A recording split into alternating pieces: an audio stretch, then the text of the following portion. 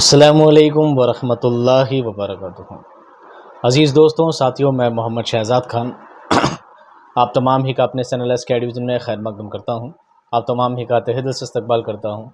उम्मीद करता हूँ आप तमाम ही खैर आफियत से होंगे और खुश खुर्रम ज़िंदगी गुजार रहे होंगे। जैसा कि सबसे ज़्यादा डिमांडेशन MCQs की चला करती है, सबसे ज़्यादा डिमांड MCQ की रहती है कि सब प्रिपरेशन करनी है, तैयारी करनी है। तो आज आपके लिए क्लास लेकर आए हैं स्पेशल आपकी तैयारी को बूस्ट देने के लिए। ये तैयारी ना सिर्फ आपके DSS SSSB की है, बल्कि इसके साथ साथ ये first grade, second grade, third grade और दूसरे जो भी टीचर्स और टेट के जो एग्ज़ाम होते हैं, ये सभी सवालात उसमें पूछे जाते हैं। तो आज की क्लास में बिना टाइम गवाए सीधे हम चलते सवालों की जानिब। सवाल आप मेरे पीछे देख पा रहे हैं। पहला सवाल क्या है दोस्तों? अपभ्रंश के क्या मानी है? बिगड़ी ज़बान, फसी ज़बान, बलीग ज़बान या इनमें से कोई नहीं। आपने उर्दू ज़बान का आगाज़ और इर्तिका पढ़ा होगा और उस वीडियो में मैंने सभी चीज़ें डिटेलिंग में समझाई है। तो वहीं पर अपभ्रंश का मैंने मानी बताया कि अपभ्रंश का मानी होता है बिगड़ी ज़बान। क्या होता है? बिगड़ी ज़बान। नेक्स्ट क्वेश्चन देखिए, सवाल नंबर 2। इनमें से किस अहले कलम का शुमार माहिर लिसानियात में नहीं होता? माहिर लिसानियात, लिसान कहते हैं, ज़बान को भी कहते हैं और लिसान का मतलब भाषा भी होता है। माहिर यानी विशेषज्ञ, यानी भाषा विशेषज्ञों में जिनका शुमार, जिनकी काउंटिंग नहीं होती है, कौन कौन है? मोहम्मद हुसैन आज़ाद, सैयद सुलेमान नदवी, बुरहानुद्दीन जानम या महमूद शिरानी। इन चारों में से इसका सही जवाब क्या है? आपने चारों ही नाम पढ़े होंगे उर्दू का आगाज़ और इर्तिका वाले टॉपिक में। मोहम्मद हुसैन आज़ाद ने भी अपना एक नज़रिया दिया है कि उर्दू किससे पैदा हुई है। सैयद सुलेमान नदवी ने भी अपना नज़रिया दिया है। महमूद शिरानी ने अपना नज़रिया दिया है। बुरहानुद्दीन जानम ये एक शायर हैं, ये कोई भाषा विशेषज्ञ नहीं है, इसलिए इनका शुमार इसमें नहीं किया जाता। सवाल नंबर 3। उर्दू ज़बान ने डैश पर अपनी बुनियाद कायम की। उर्दू ज़बान ने अपनी बुनियाद किस पर कायम की? संस्कृत, अरबी, खड़ी बोली या प्राकृत? सोच लीजिए, वीडियो को पॉज कर लीजिए और आराम से जवाब देने की, सही और सटीक जवाब देने की कोशिश कीजिए, ताकि इम्तिहान में आपको पता चले कि आप कितने सवाल आपके सही हो पा रहे हैं और कितने नहीं। तो तीसरे सवाल का सही जवाब है दोस्तों खड़ी बोली। क्या है? खड़ी बोली। उर्दू ज़बान ने खड़ी बोलियों पर अपनी बुनियाद कायम की है। जैसा कि मैंने आपको उर्दू के आगाज़ और तक उर्दू ज़बान का आगाज़ और तक वाला टॉपिक में पूरा चार्ट बना के आपको समझाया था इस चीज़ के बारे में। सवाल नंबर 4। उर्दू की इब्तिदा से मुतालिक हाफिज़ महमूद शिरानी के नज़रिए की निशानदही कीजिए। जैसा कि ऊपर वाले सवाल में आया था कि सभी भाषा विशेषज्ञों में एक विशेषज्ञ हैं महमूद शिरानी। ये आपने एक शायर का नाम सुना होगा, अख्तर शिरानी, उनके वालिद साहब हैं। ठीक है, इनका नज़रिया क्या था कि उर्दू ज़बान कहाँ से पैदा हुई है, कहाँ से निकली है? उर्दू ब्रज भाषा से निकली है, उर्दू सिंध में पैदा हुई है, उर्दू की इब्तिदा पंजाब में हुई है, या उर्दू का आगाज़ दहली और उसके नवाह में हुआ है? सोचिए और जवाब दीजिए। इसका सही जवाब है दोस्तों, उर्दू की इब्तिदा कहाँ हुई है? पंजाब में हुई है। और ये नज़रिया किसका है? हाफिज़ महमूद शिरानी का है। उर्दू ब्रज भाषा से निकली है, ये नज़रिया मोहम्मद हुसैन आज़ाद का है। अगर बाकी बता दूंगा तो आगे वाले सवाल में आप कंफ्यूज ज़्यादा हो जाएंगे। सवाल नंबर 5। सर सैयद की किताब खुतबात अहमदिया किस अंग्रेज़ की किताब के जवाब में लिखी गई थी? एक किताब लिखी गई थी खुतबात अहमदिया, जी किसने लिखी थी? सर सैयद ने। किसके जवाब में लिखी थी? Robert Clive, David Brown, William More या जॉन बेली? इसका सही जवाब है दोस्तों सी, विलियम म्योर ने इसका एक किताब लिखी थी जिसमें अल्लाह के नबी सल्लल्लाहु अलैहि वसल्लम की शान में कुछ गुस्ताखी की गई थी। उसके जवाब में आपने किताब लिखी थी, उसका नाम था खुतबात अहमदिया। सवाल नंबर 6। ख्वाजा बंदा नवाज किसके अहद में गुलबर्गा तशरीफ़ लाए थे? ख्वाजा बंदा नवाज गैसू दराज किसके दौर में, किसके अहद में गुलबर्गा आए थे? मोहम्मद कुतुब शाह, फिरोज शाह बहमनी, इब्राहिम आदिल शाह या महमूद गावा? सही जवाब सोचिए। इसका सही जवाब है दोस्तों फिरोज शाह बहमनी। क्या है? फिरोज शाह बहमनी, बहमन दौर में ये आए थे और बहमनी दौर के एक अजीम शायर ये माने जाते हैं। सवाल नंबर 7, मसनवी कदमराव पदमराव का ताल्लुक किस तख्लीकार मसनवी कदमराव पदमराव का तख्लीकार कौन है, यानी किसने इसकी तख्लीक की है? अब्दुल्ला हुसैनी ने, फ़खरुद्दीन निज़ामी ने, मुल्ला वजही ने या गवासी ने? इसका सही जवाब है दोस्तों फ़खरुद्दीन निज़ामी। फ़खरुद्दीन निज़ामी ने कदमराव पदमराव मसनवी लिखी है, जो कि उर्दू की शायद दक्कन की पहली मसनवी मानी जाती है। सवाल नंबर 8, गुलशन इश्क किस दक्कनी शायर की तसनीफ़ है? नुसरती, गवासी, इब्न निशाती या मुल्ला वजही?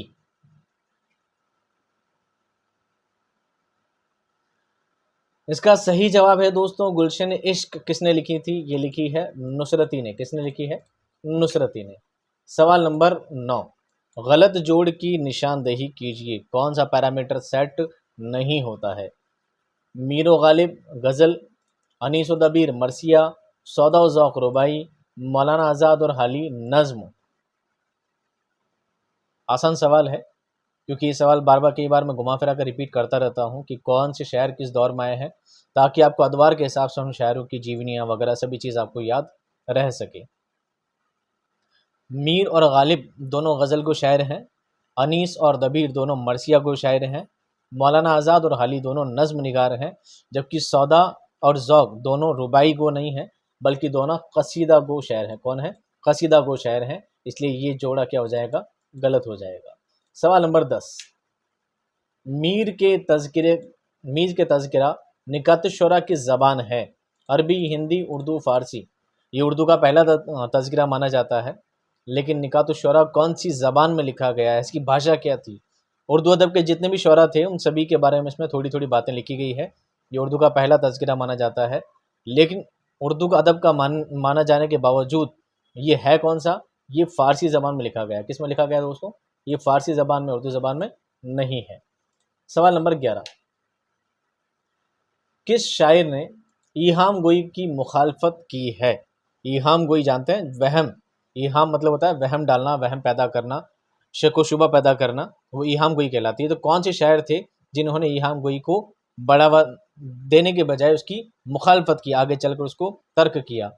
हातिम, आबरू, नाजी या मजमून?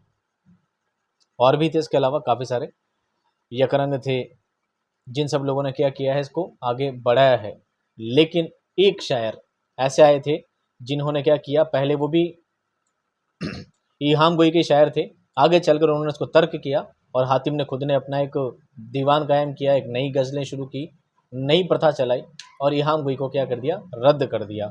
ईहाम गोई को रद्द करने के लिए अलग से एक मुहिम चलाई उन्होंने और उसमें वो कामयाबी हुई।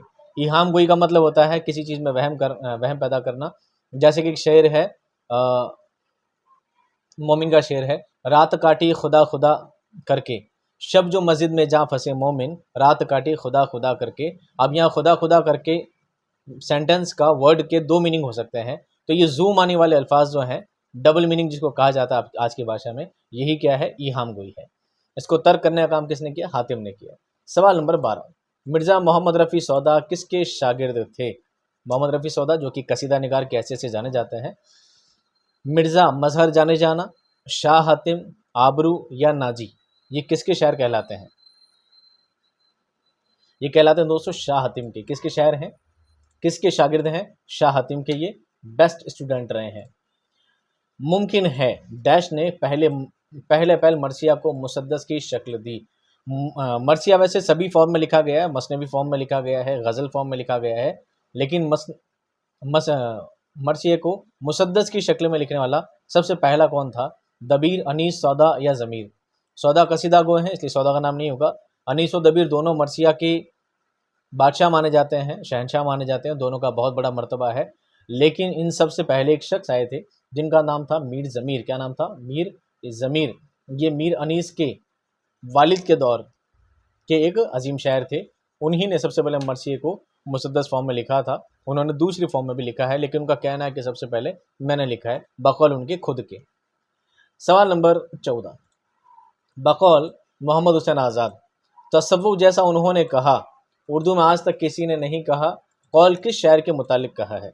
मोहम्मद हुसैन आज़ाद ने कहा है कि इस शायर ने जैसा तसव्वुफ़ लिखा है वैसा तसव्वुफ़ फिर किसी ने नहीं लिखा। किसके लिए कहा है? मीर तकी मीर, मोमिन खां मोमिन, रफ़ी सौदा या ख्वाजा मीर दर्द। ख्वाजा मीर दर्द के जब मैंने क्वेश्चन आंसर करवाए थे, इनसे इंपॉर्टेंट टॉपिक करवाए थे, तब इसका जवाब समझाया था कि मोहम्मद हुसैन आज़ाद ख्वाजा मीर दर्द के शागिर्द भी हैं और इनसे बहुत ज़्यादा उनसियत, बड़ी मोहब्बत भी रखते थे। ख्वाजा मीर दर्द किससे मुतालिक हैं? ये तसव्वुफ़ से ताल्लुक़ रखते हैं क्योंकि पीरी मुरीदगान में सिलसिला चला करता था और ये अपने वालिद अंदलीब जो कि खुद एक शायर थे, उनकी गद्दी नशीन बाद में हुए थे। सवाल नंबर 15, मीर हसन का शाहकार और बेहतरीन कारनामा कौन सा है? मीर हसन, गज़ल, मसनवी, कसीदा या मरसिया। मीर हसन को किस सिन्फ की वजह से जाना जाता है? तो दोस्तों वो है मसनवी। क्या है? मसनवी। मीर हसन ने कौन सी मसनवी लिखी है?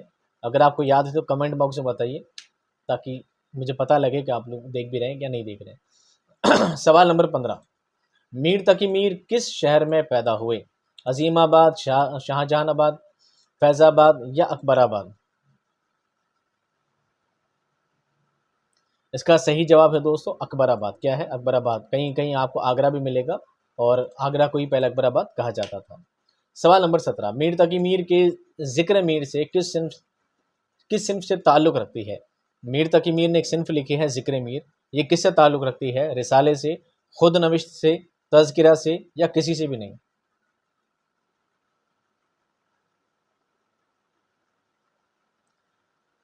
इसका सही जवाब है दोस्तों ज़िक्र मीर। क्या है? मीर तकी मीर की खुद नविश्त है। क्या है? खुद नविश्त है, यही इसका क्या है? सही जवाब है। सवाल नंबर 18, इंशा की दरियाए लताफ़त का मौजू डैश है? असनाफ़ सुखन, नसरिया असनाफ़, क़वाइद या अफ़साना। दरियाए लताफ़त, लताफ़त बना है लुत्फ़ से, मज़े का दरिया। कौन सा मज़े का दरिया है? नसरिया असनाफ़ है, क़वाइद है, अफ़साना है, असनाफ़ सुखन क्या है? इंशा के दरियाए लताफ़त उर्दू ग्रामर की, उर्दू क़वाइद की पहली किताब मानी जाती है। कौन सी किताब मानी जाती है? पहली किताब मानी जाती है और सी इसका क्या है दोस्तों? सही जवाब है। सवाल नंबर 19, रानी केतकी की कहानी किसका उम्दा नमूना है? अरबी ज़बान का, फ़ारसी का, उर्दू ज़बान का या संस्कृत का? सोचिए और जवाब दीजिए। रानी केतकी की कहानी से तो पता लगता है कि हिंदी अदब का है। रानी केतकी की कहानी एक ऐसा इकलौता तो नहीं कह सकते, बहुत सारे असनाफ़ है, बहुत सारी तख्लीक हैं जिनको हिंदी अदब वाले अपना सरमाया मानते हैं और उर्दू अदब वाले अपना सरमाया मानते हैं। तो रानी केतकी की कहानी भी उनमें से एक ऐसी शाहकार है जिसे उर्दू अदब वाले खुद का मानते हैं, हिंदी अदब वाले अपना शाहकार मानते हैं। इसलिए इसका सही जवाब होगा सी। क्या होगा दोस्तों? सी। सवाल नंबर 20, कसीदा गोई में सौदा के बाद कौन मशहूर है? ज़ौक़, दर्द, असर या सोज़। कसीदा गोई में सौदा का बहुत बड़ा मर्तबा है और सौदा के बाद अगर दूसरा नाम किसी का आता है तो नाम आता है शेख मोहम्मद इब्राहिम ज़ौक़। ये गालिब के दौर के बहुत अजीम शायर हैं, इन्हें ज़ौक़ की जगह उस्ताद ज़ौक़ कहा जाता था। सवाल नंबर 21, मिर्ज़ा गालिब को किस ज़बान से अज़ली मुनासिबत थी? अरबी, उर्दू, संस्कृत या फ़ारसी।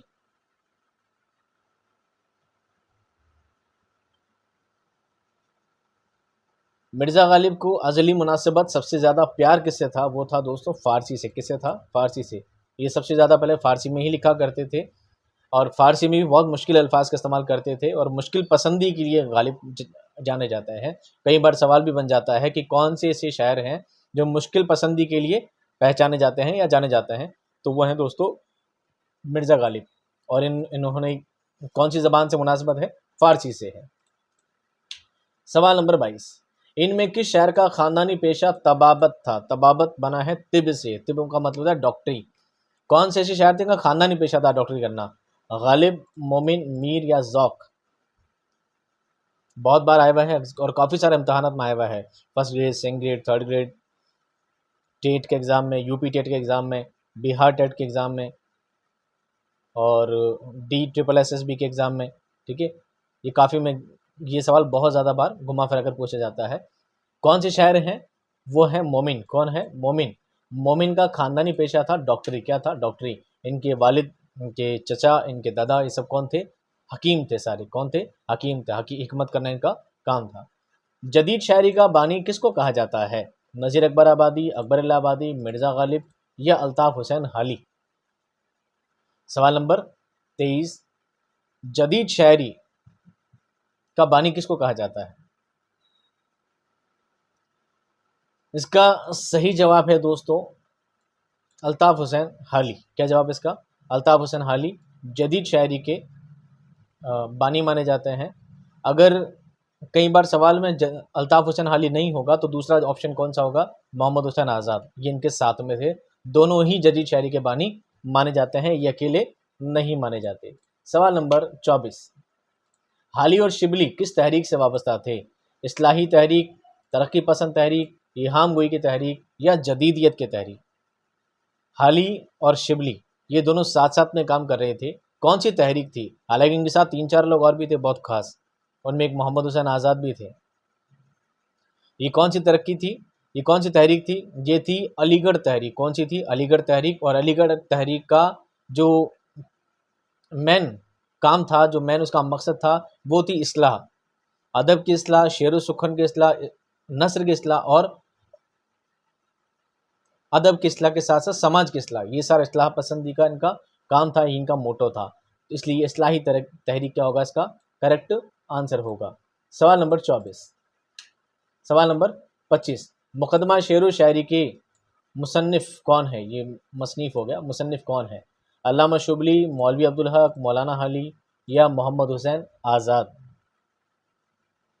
मुकदमा शेर व शायरी में शेर व शायरी को लेकर तनक़ीद की गई है, तो ये किसने लिखी थी? ये लिखी थी दोस्तों अल्लामा शुबली नौमानी ने ये लिखी थी। इसी में मीर अनीस और दबीर के बारे में इसी में तनकीद की गई है कि मीर अनीस मिर्ज़ा दबीर से थोड़े से अपग्रेड हैं, थोड़े से ज़्यादा बेहतर हैं। और जब मुकदमा शेर व शायरी में मीर अनीस को अल्लामा शुबली नौमानी ने थोड़ा सा बड़ा करार दे दिया, तो वही टाइम है कि तब से आज तक मीर अनीस को ही सबसे बड़ा मरसिया गो शायर माना जाता है, जबकि मिर्ज़ा दबीर का भी बहुत बड़ा मकाम था। सवाल नंबर 26, हाली तख़य्युल कायनात का मुताला और तहफ़्फ़ुज़ अल्फाज किसके लिए ज़रूरी करार देते हैं? ये 3 पॉइंट हैं। बार बार सवाल नीचे भी दिया जाता है कि इसमें 2-3 नाम और ऐड कर दिए जाते हैं।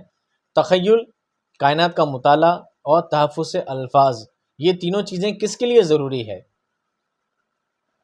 शायरी के लिए, तनक़ीद के लिए, निसार के लिए या शायर के लिए?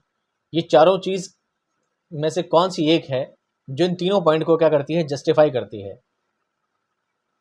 इसका सही जवाब है दोस्तों शायरी के लिए। शायरी के लिए तख़य्युल ज़रूरी है, कायनात का मुताला ज़रूरी है और तहफ़्फ़ुज़ अल्फाज ज़रूरी है। तख़य्युल कहते हैं कल्पना को, आपकी कल्पना शक्ति बहुत मजबूत होनी चाहिए एक शायरी लिखने के लिए।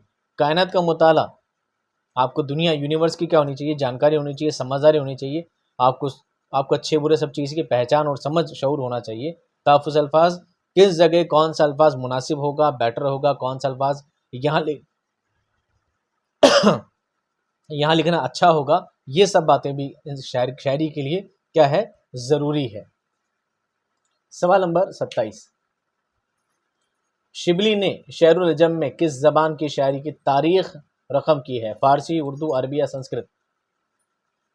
अल्लामा शुबली नौमानी ने शेरुल अजम किताब में कौन सी ज़बान की शायरी को लेकर तनकीद की है? तो वो है दोस्तों फ़ारसी शायरी। कौन सी? फ़ारसी शायरी और फ़ारसी शोरा के ऊपर इसमें क्या की गई है? तनकीद की गई है। सवाल नंबर 28, मुनासिब जोड़ा लगाएं। हाली हयात सादी, शुबली डैश। अगर हाली ने हयात सादी लिखी है तो शुबली ने क्या लिखी है? इस पैरामीटर में क्या सेट होता है? हयात जावेद, यादगार गालिब, सवाने मौलाना रूम या हयात सर सैयद? देखो सर सैयद के लिए ही जो लिखी गई थी वही हयात जावेद थी।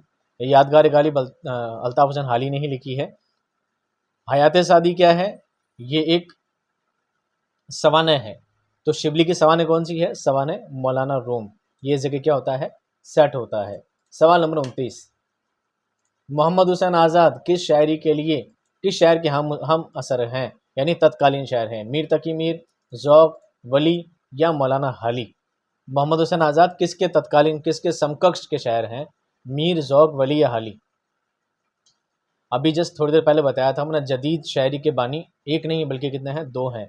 जब भी हाली का नाम आएगा तो साथ में दूसरा नाम किसका आएगा, मोहम्मद हुसैन आज़ाद का आएगा।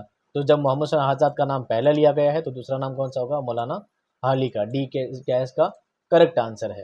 सवाल नंबर 30, दीवान ज़ौक़ का मुकदमा किसने लिखा है, मौलाना हाली, मोहम्मद हुसैन आज़ाद, अल्लामा शुबली या मौलवी अब्दुल हक।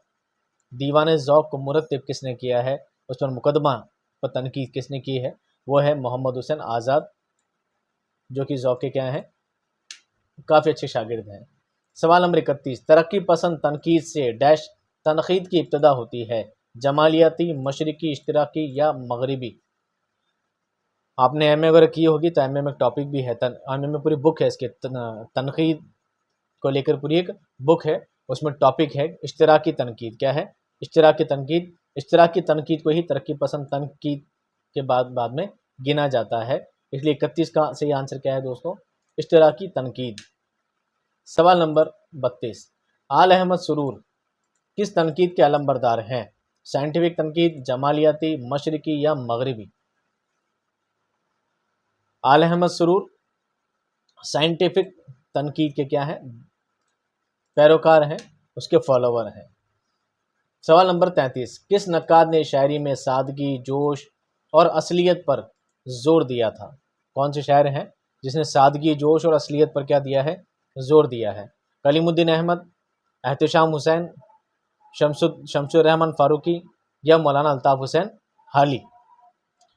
इसका सही जवाब क्या है दोस्तों, इसका सही जवाब है मौलाना अल्ताफ़ हुसैन हाली। आपने ऊपर एक लफ्ज़ देखा होगा, किस नक्काद ने शायरी में सादगी, जोश और असलियत पर जोर दिया है। तो आप इस बात से कंफ्यूज ना हो, यहाँ पर आप लफ्ज़ शायर की जगह क्या पढ़ लें, नक्काद पढ़ लें।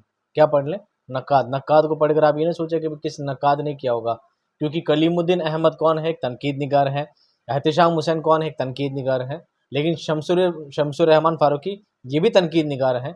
मौलाना अल्ताफ़ हुसैन हाली कौन, एक शायर हैं, लेकिन शायर होने के साथ साथ तनकीद निगार भी हैं। ये बात आपको याद रखनी है, इसलिए का जवाब क्या होगा, डी होगा। तो आप इस लफ्ज़ को देखकर कंफ्यूज ना हो कि नक्काद है मतलब तीनों ही होंगे, अल्ताफ़ हुसैन हाली तो नहीं होगा।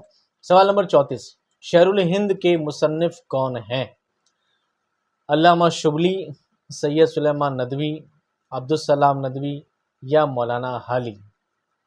सवाल नंबर 34, शेरुल हिंद के मुसन्निफ कौन हैं। ज़्यादातर लोग क्या बरकाते हैं, सैयद सुलेमान नदवी, लेकिन इसका सही जवाब क्या है, अब्दुल सलाम नदवी, सी इज़ करेक्ट आंसर।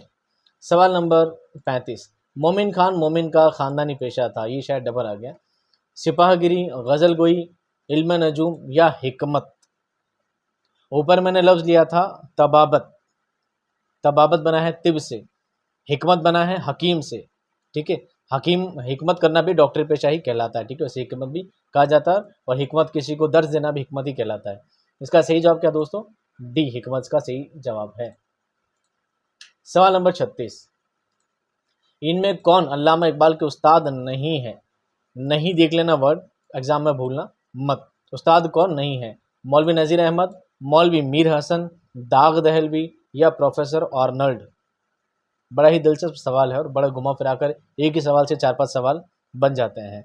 एक सवाल बनता है, किस उस्ताद से अल्लामा इकबाल ने फ़लसफ़े की तालीम हासिल की थी। तो दोस्तों वो थे प्रोफेसर आर्नल्ड। कौन थे, आर्नल्ड, अंग्रेज़ थे, इनसे फ़लसफ़े की तालीम हासिल की थी। दाग दहलवी भी इनके उस्ताद हैं, और मौलवी मीर हसन भी इनके उस्ताद हैं। मौलवी मीर हसन से भी आपने शागिर्दी इख्तियार की थी, और जब अंग्रेज़ों ने, बरतानवी हुकूमत ने जब अल्लामा इकबाल को सर का खिताब दिया था, तो अल्लामा इकबाल ने ये कहा था कि जब तक मेरे उस्ताद को शम्सुल उलमा का खिताब नहीं दिया जाएगा तब तक मैं सर का खिताब नहीं लूँगा। तो वो कौन थे, वो मीर हसन थे। इसका मतलब उस्ताद कौन नहीं है, मौलवी नज़ीर अहमद इनके उस्ताद नहीं हैं, बाकी तीनों इनके उस्ताद रह चुके हैं।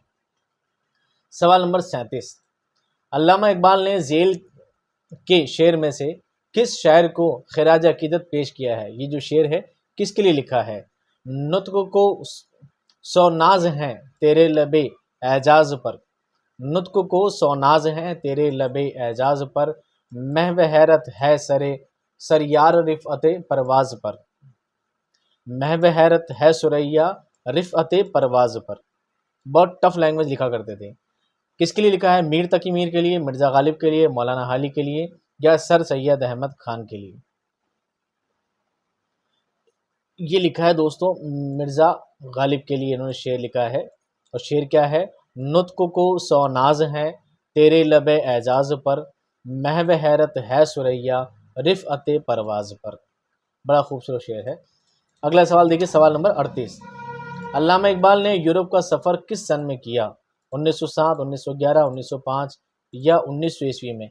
अब ये सवाल आपको सबसे ज़्यादा कंफ्यूज करेंगे, डेट वाले सवाल याद इजीली होते भी नहीं है, पर आपको अदवार के हिसाब से सभी चीज़ों को याद रखने की क्या करनी है, कोशिश करनी है। 38वें सवाल का जो जवाब है दोस्तों वो है सी, 1905। इन्होंने कब सफ़र किया था यूरोप का? 1905 में। सवाल नंबर 39। अफसानवी मजमुआ अंगारे किस सन में शाया हुआ? अंगारे कौन सा है? जब आप तरक्की पसंद तहरीक पढ़ोगे तो आपको सबसे पहला जो नाम मिलेगा वो मिलेगा अंगारे। इसमें एक बागियान अफसाने लिखे गए थे 10, जिसको अंग्रेजों ने क्या करवा दिया था? बंद करवा दिया था। तो ये कब शाया हुआ था, कब छपा था? 1932, 1937, 1936 या 1940? सोचिए, आराम से सोचिए और जवाब दीजिए। पॉज कर लीजिए वीडियो पर, मैं तो बता रहा हूँ आपको। जवाब इसका है 1932। क्या है? 1932। अगर आपसे पूछे कि तरक्की पसंद तहरीक का पहला इजलास कब हुआ था, वो हुआ था 1936 में। सवाल नंबर 40। अख्तर हुसैन रायपुरी किस तहरीक से वाबस्ता थे? जदीदियत, इस्लाही, तरक्की पसंद या किसी से नहीं? ये अख्तर हुसैन रायपुरी हैं, अख्तर शीरानी नहीं है। आपको ये छोटी छोटी चीज़ें याद रखनी है, कन्फ्यूज़न नहीं होनी चाहिए। अख्तर हुसैन रायपुरी बहुत अजीम, बहुत अच्छे शायर हैं और ये तरक्की पसंद याफ्ता तहरीक से वाबस्ता थे। सवाल नंबर 41। अंजुमन तरक्की पसंद मुसन्नफ़ीन का ऐलाननामा कहाँ तैयार हुआ? अंजुमन तरक्की पसंद मुसन्नफ़ीन तहरीक की बात मैं नहीं कर रहा हूँ। अंजुमन तरक्की पसंद मुसन्निफ़ीन का इजलास का ऐलान कहाँ हुआ था? पेरिस, लखनऊ, दिल्ली या लंदन? चूँकि ये सारे दोस्त कहाँ रहते थे? लंदन रहते थे। वहीं पर उन्होंने तरक्की पसंद मुसन्निफ़ीन की कॉन्फ्रेंस तैयार की और वहीं से ऐलान हुआ कि हम इसको आगे और बढ़ाएंगे। हिंदुस्तान आने के बाद 1932 में इन्होंने अंगारे लिख कर उसमें 10 बागियाना अफसाना शाये किए थे, कहानियाँ 10 शाये की थी। और हिंदुस्तान आने के बाद 1936 में तरक्की पसंद तहरीक का पहला इजलास लखनऊ में हुआ था। तो अंजुमन तरक्की पसंद मुसन्निफ़ीन का पहला ऐलाननामा कहाँ जारी हुआ था? लंदन में। कब हुआ था? लंदन में। सवाल नंबर 42। तरक्की पसंद तहरीक की पहली कुल हिंद कॉन्फ्रेंस की सदारत किसने की थी? सज्जाद ज़हीर, प्रेमचंद, मौलवी अब्दुल हक या अहमद अली? अब यहाँ बात किसकी चल रही है? तरक्की पसंद तहरीक की कुल हिंद कॉन्फ्रेंस की सदारत किसने की थी और सदारत का सदर वाला खुतबा किसने दिया था? वो दिया था दोस्तों मुंशी प्रेमचंद ने। किसने दिया था? मुंशी प्रेमचंद ने। सवाल नंबर 43। अफसाना ग्रहण के तख्लीककार कौन है? हिंदी में इसको ग्रहण कहेंगे, हिंदी में, उर्दू में क्या ग्रहण कहेंगे। कृष्णचंद्र, प्रेमचंद, ख्वाजा अहमद अब्बास या राजेंद्र सिंह बेदी? चारों ही बहुत शानदार अफसाना निगार हैं, जिनमें कृष्णचंद्र भी बहुत अजीम अफसाना निगार माने जाते हैं, जिन्होंने कश्मीर की फ़ज़ा का बयान किया है। प्रेमचंद ने गरीब गुरबा के बारे में बयान किया है। राजेंद्र सिंह बेदी जिन्होंने पंजाब की सरजमीन के बारे में बहुत कुछ लिखा है। और अभी जो जवाब है ग्रहण, इसका तख्लीककार कौन है? राजेंद्र सिंह बेदी ही इसका क्या है? करेक्ट आंसर है। सवाल नंबर 44। किस तख्लीककार के यहाँ जिन्स निगारी का पहलू ज़्यादा नज़र आता है? इसमें चुगताई, कुर्रतुल ऐन हैदर, खदीजा मजदूर या जीलानी बानो? जिन्स निगारी, फहाशी कह लीजिए या इसे अश्लील कह लीजिए, ये चीज़ें सबसे ज़्यादा किसके अफसानों में ज़्यादा पाई जाती है? तो वो है इस्मत चुगताई। कौन है इस्मत चुगताई? अगर यहाँ पर मर्द का नाम बता तो कौन होते हैं? सादत हसन मंटो। इसका सही जवाब क्या है दोस्तों? ए। क्या है? ए। सवाल नंबर 45। नज़्म ईस्ट इंडिया कंपनी के फर्जंदों से खिताब, ये पूरी नज़्म है और इसका नज़्म का टाइटल है ईस्ट इंडिया कंपनी के फर्जंदों से खिताब के शायर कौन है? फैज़ अहमद फैज़, जोश मलियाबादी, मोइन हसन जज़्बी या कैफ़ी आज़मी? ये सवाल बहुत ही कम पूछा जाता है लेकिन आपको याद फिर भी रखना है। ईस्ट इंडिया कंपनी के फर्जंदों से खिताब, ये जो टाइटल है, नज़्म किसने लिखी है? ये लिखी है दोस्तों जोश मलियाबादी। चलिए, अब आपने यहाँ तक वीडियो देख ही लिया है, 45 सवाल आपके कंप्लीट हो गए हैं। तो एक काम कर दीजिए, वीडियो को जाते जाते एक लाइक ज़रूर कर दीजिएगा और अपने तमाम ग्रुप्स में इसको कर दीजिएगा, शेयर कर दीजिएगा। सवाल नंबर 46। साहिर लुधियानवी किस तहरीक से वाबस्ता थे? तरक्की पसंद तहरीक, तामीर पसंदी तहरीक, इस्लाह पसंदी या किसी से नहीं। शाहिर लुधियानवी तरक्की पसंद तहरीक से क्या थे दोस्तों? वाबस्ता थे। सवाल नंबर 48, मीरा जी किस हल्काए से वाबस्ता थे? तरक्की पसंद, जदीदियत से, हल्काए अरबाब ज़ौक़ से या इस्लाह पसंद से? मीरा जी किससे मुंसलिक थे, किससे वाबस्ता थे? वो था हल्का अरबाब ज़ौक़। सवाल नंबर 48, गज़ल में कौन आज़ाद नज़्म के अव्वलीन अहम शुरा में शुमार होते हैं? फैज़ अहमद फैज़, जोश, मीरा जी या नून मीम राशिद? हालांकि इन चारों ने ही आज़ाद नज़्म लिखी है। जोश ने इतनी नहीं लिखी है। फैज़ ने सबसे ज़्यादा मुर्रा नज़्म लिखी है। मीरा जी और नून मीम राशिद दोनों ने ही आज़ाद नज़्म लिखी है। लेकिन अव्वलीन शुरा का जब नाम आता है तो सबसे टॉप मोस्ट में नाम आता है नून मीम राशिद का। सवाल नंबर 48, तौबा टेक सिंह अफसाने के तख्लीक़कार डैश हैं? कृष्ण चंद्र बेदी, प्रेमचंद या मंटो?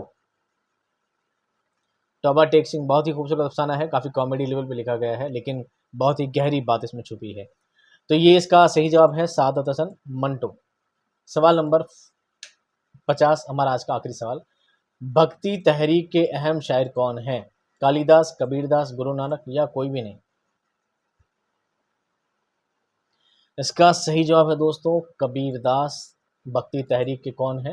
अहम शोरा हैं। उम्मीद करता हूँ आपको आज के सवाल अच्छी तरह सब समझ में आ गए होंगे, पसंद आए होंगे। ये सवाल हर बार रिपीट होकर पूछे जाते हैं, कई बार घुमा फिरा कर पूछे जाते हैं। आपकी तैयारी कितनी बेहतर है, इसको बूस्ट देने के लिए वीडियो लाया गया है।